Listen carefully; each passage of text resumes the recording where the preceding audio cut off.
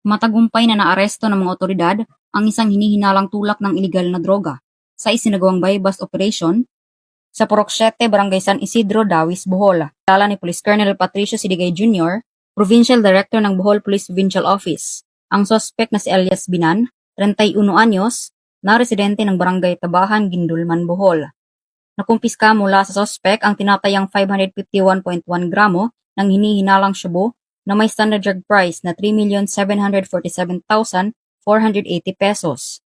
Kasalukuyang nakapiit ang suspect sa custodial facility habang hinihahanda ang pagsasampa ng kasong paglabag sa RA 9165 o Comprehensive Dangerous Drugs Act of 2002.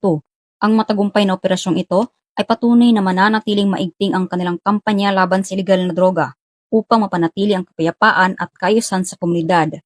Alinsunod sa adhikain ng Philippine National Police, bagong PNP para sa bagong Pilipinas, serbisyong mabilis, tapat at nararamdaman. Mula dito sa Central Visayas, ako inyong Police News Network Correspondent, Patrolwoman Flora May Asares, alagad ng batas, tagataguyod ng Balitang Pulis.